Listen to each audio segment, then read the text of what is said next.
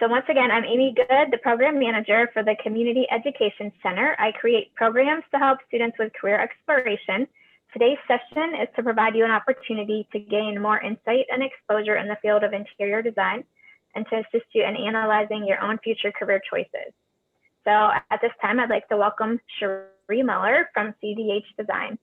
Welcome today. Thank you very much. So I'm just going to start by asking you some questions, and then we'll throw it out to the students to see if they have any questions. So if you just want to introduce yourself, tell us about, when you were back in high school, what your thoughts were of where you were heading. Did your career path go the way you planned? Yes. So I knew that I wanted to be an interior designer when I was in 7th grade. We had to do not a term paper, but a research paper on a career that we might be interested in. And I didn't know the difference at the time between interior decorating and design, but my dad was a contractor. He was a shop teacher, and then he did contracting all throughout the year in the evenings and weekends and through the summer. And we helped him a lot. And then my mom used to like to watch decorating shows. She stayed at home with us while we were young, and she used to watch decorating shows all the time on TV. She rearranged our living room probably once a month, and I'm not exaggerating. Every time she vacuumed, I think she rearranged the living room. And so I was really interested in combining those two things because I just felt like I was drawn toward that. I did not love math, and I did not love science. And so very early on, I knew that I did not want to become an architect or do anything with engineering because there's a lot more math and science related to those. But I really did enjoy geometry, and I used geometry constantly in my job. So when I went to high school and I knew what I was doing, I really focused as much as I could on art classes. And we had a class called Survey of Design. And I learned how to do perspective drawings and things that really helped me as I got into college. What would have benefited me more would have been having a CAD class in our school, which we didn't offer in Mifflin County. That was not available to us. And I didn't want to go to VOTech because that was our only other choice for anything CAD related. So I just focused on what I could and tried to learn more about the field. And I had to educate my parents on interior design because at that point in time, I graduated in 2003, and HGTV at that point in time was way more garden than home because it is home and garden television. And so most of the shows on there were just garden related. There were some decorating shows, but people didn't really talk about interior design as a career like they do now. So my parents had both gone to Penn State and really wanted me to go get my bachelor's degree, maybe be a teacher, like both of them had been educated. And I really fought for what I wanted to do because I knew what I wanted to do.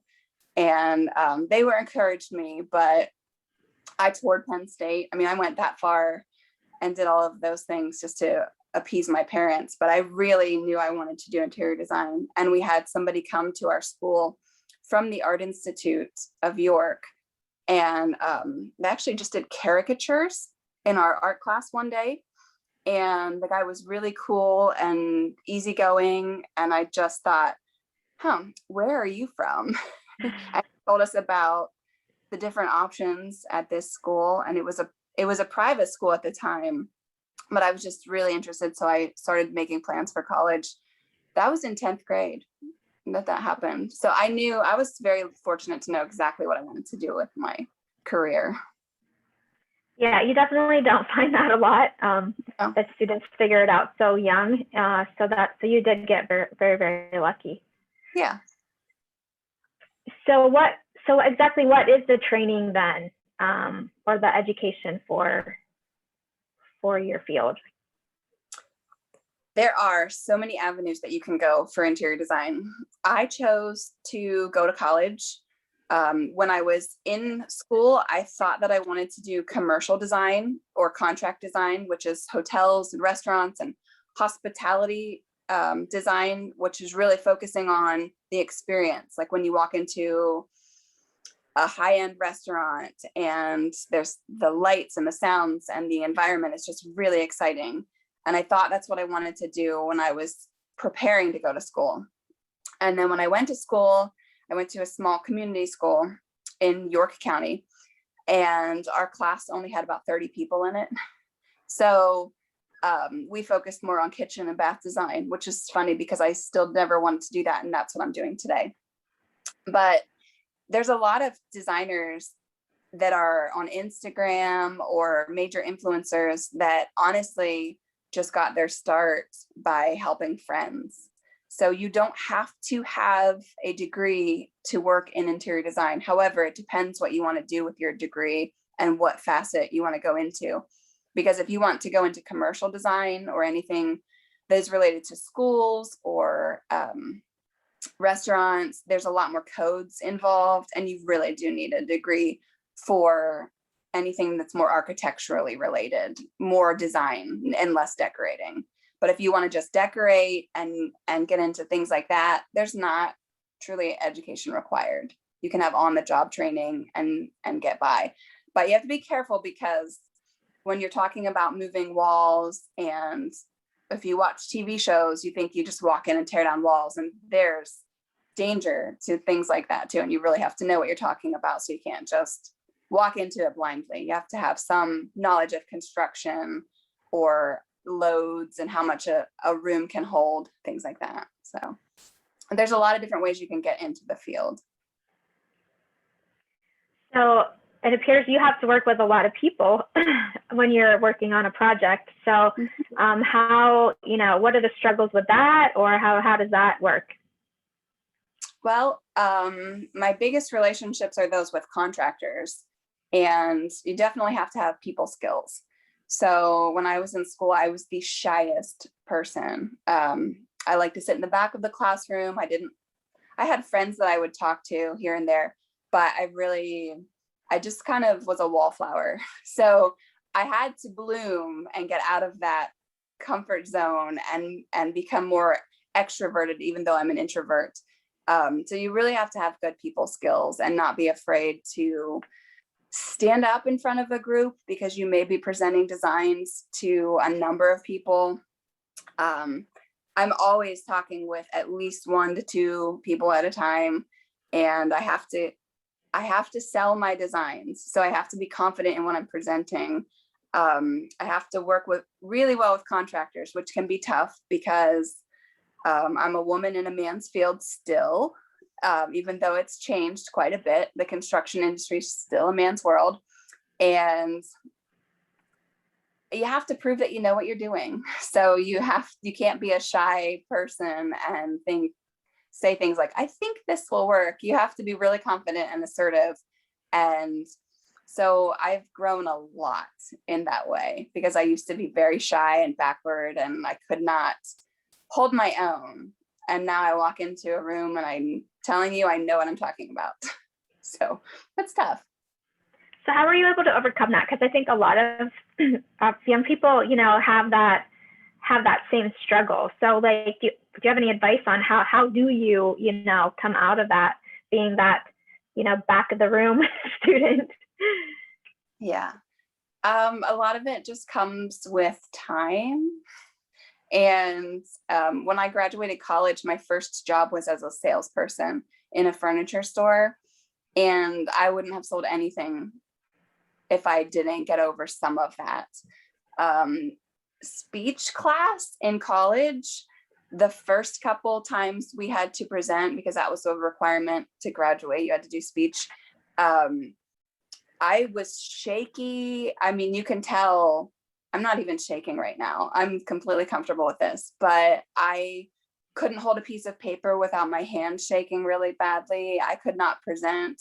But the more you do it, the more comfortable you become.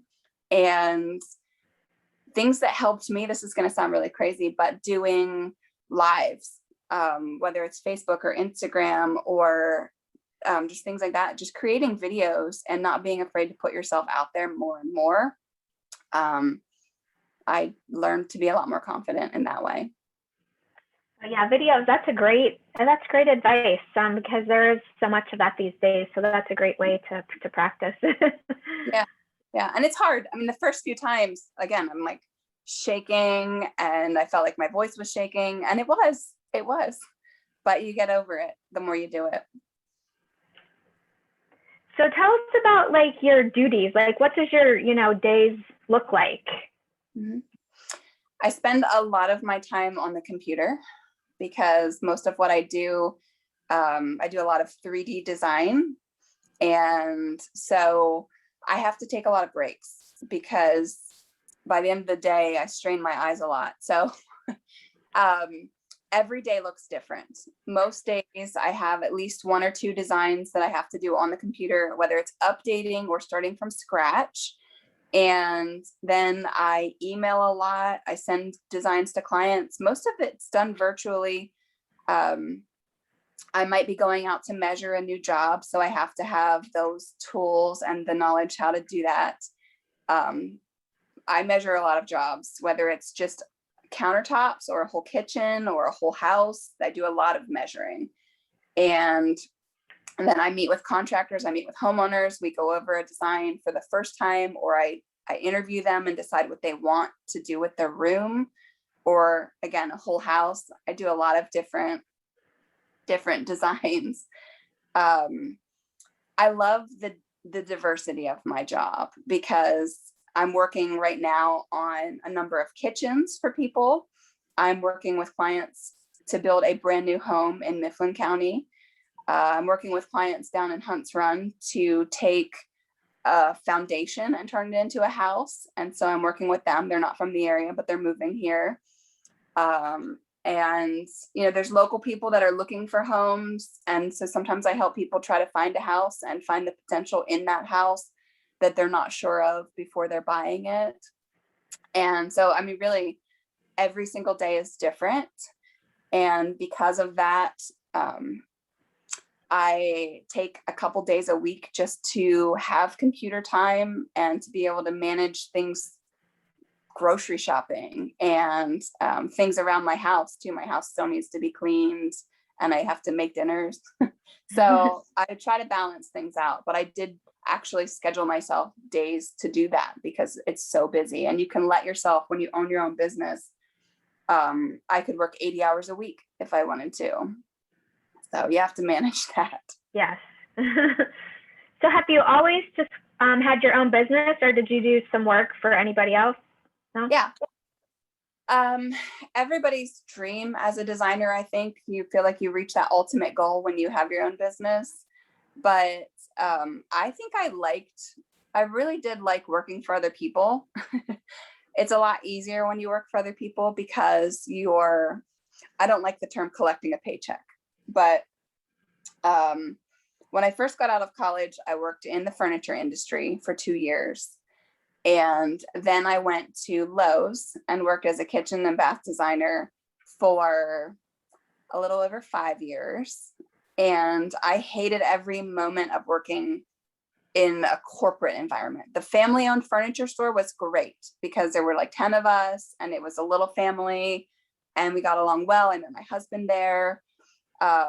It was fun. And then moving to a corporation, I'd never realized all of the other side effects of that. And it just wasn't for me, but I'm not a quitter.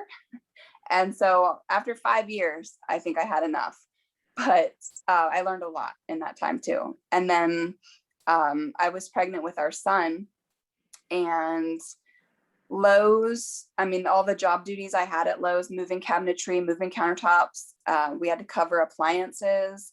So when I was pregnant and they would say, hey, somebody's here to pick up a refrigerator, we need you to go get it, nobody's in appliances.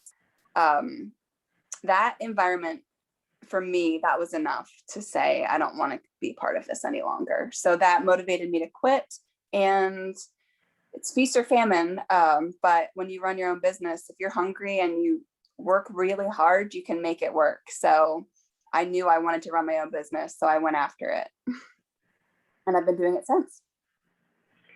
So how do you keep up with the trends, or, to keep, how homes in modern times? Mhm. I follow a lot of different influencers like everybody else does on Instagram just to see what people are doing. I attend, with the exception of this year, I attend the Kitchen and Bath Industry Show and the International Builders Show. It moves around, but it was in Las Vegas the last 2 years. It's been in Orlando. I've been to Chicago. It's really important for me to go to that show because it's everything that's coming out in the next few years on the kitchen and bath industry side of things, but also construction. So I see new tile, new flooring, new kitchens, and I see a lot of trends ahead of the trends. And they do the same thing with color trends. They predict, it's called a color forecast or a trend forecast, and they do a lot of that. And just seminars. I pay attention to my email, and then there's a little bit that comes from magazines and things like that too. So is there like a project or a client that, asked you to do something something out of the norm that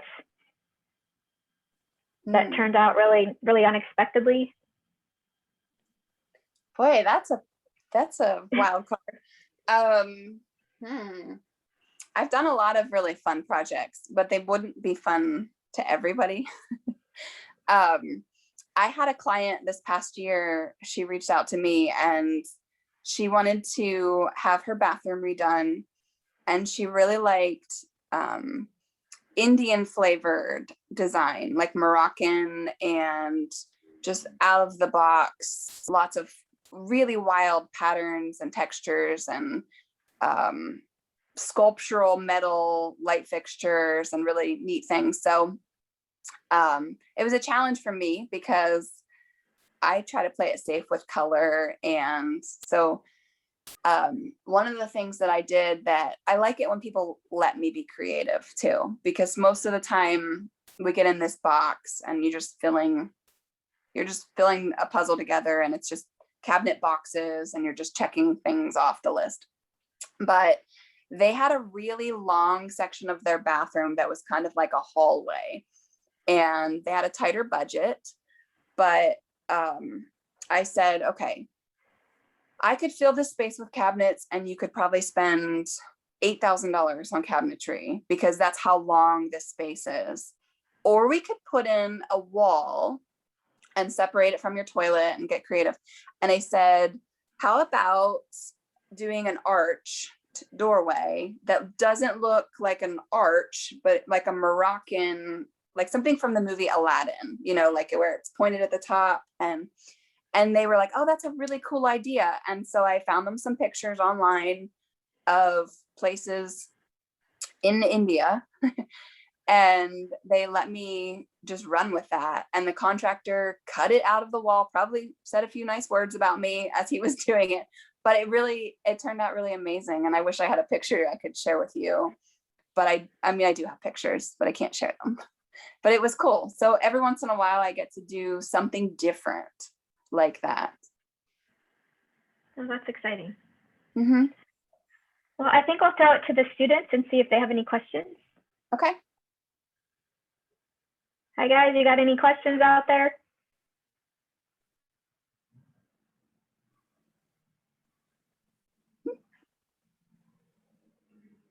Just thinking.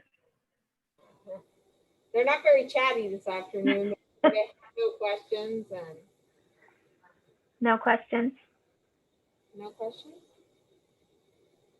Did you get all your questions on your sheet answered? Yes. Oh, wow.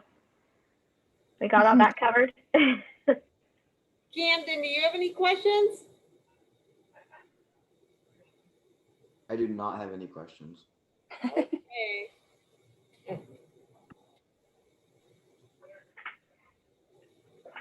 So how does payment come about, as a designer? Right. This is discussed all the time. I'm in a lot of forums for designers, and it's hard to make money as an interior designer in Cameron County. Let me just put that out there, first of all. But I believe you can live and work wherever you want to. So I opened a shop in downtown Emporium because we live here and I want to make the best of it. And I create income 3 different ways. First of all, I charge my clients to meet with them. I charge them to do a package. Maybe it's a whole kitchen, a whole bathroom, or I just charge to go to their house for an hour and talk about paint or whatever they want to discuss. And then I charge them because I have a resale certificate. I can wholesale items. So I can buy things and resell them and make a profit on that. And that's very common with designers. And then I also make commissions. So if I sell cabinetry through a small custom shop, they often give me like 10% of whatever the cabinetry costs.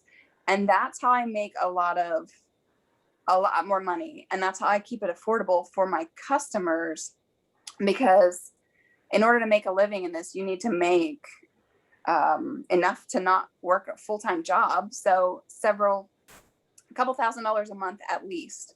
And commissions and all of those things really help to fill that gap, because if I just charged clients, I wouldn't be very busy. So it allows me to stay busy and make enough money to keep doing it. Yeah, it would be a struggle, owning your own business, but yeah, diversifying and having some different options is definitely an added benefit. Yeah, for sure. Thinking. So what advice would you have for the students?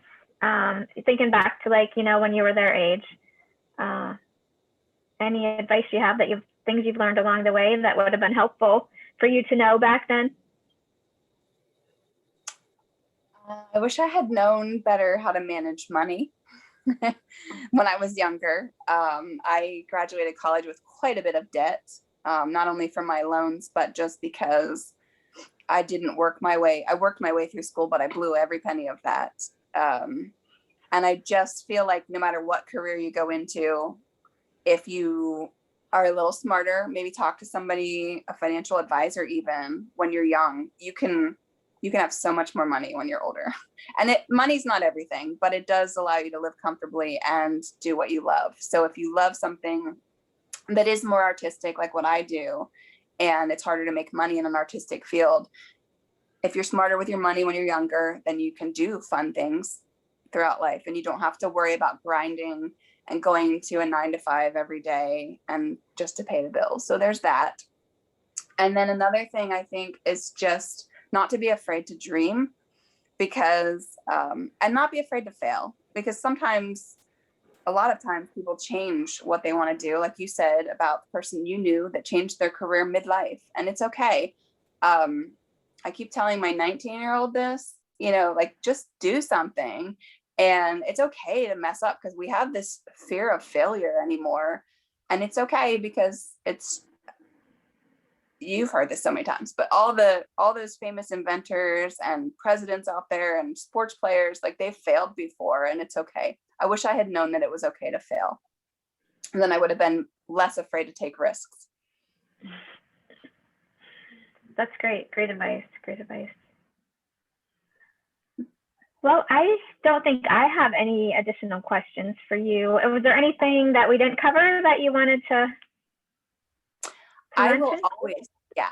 will always advocate for trade careers. So if anybody's interested in construction or becoming an electrician or a plumber or anything certified like that, I would encourage it, because there's a lot of scholarships available. The industry as a whole is in trouble and it's booming. But there's a lot of contractors out there that are at retirement age or have recently retired, and there's good money to be made, and it's a really solid career path. And they're in desperate need for people to become contractors and tradespeople. So I always plug for that, because I work hand in hand with every one of those trades. Yes, I can definitely say so on that. As a homeowner trying to find contractors to do work at the house, it is a struggle to find those in our area. So yeah, and I think in any area, Absolutely. Yeah, so that is great advice. That's all I All can right. think. All right, Mrs. Trenzo, anybody there have anything else to say? Guys have anything you want to say? How about thank you? Yeah, thank you. We really appreciate it. Great. All right. Well, I hope you enjoyed today's session, students, and thank you, Cherie, for joining us today. You're welcome. Thanks. Have a good night.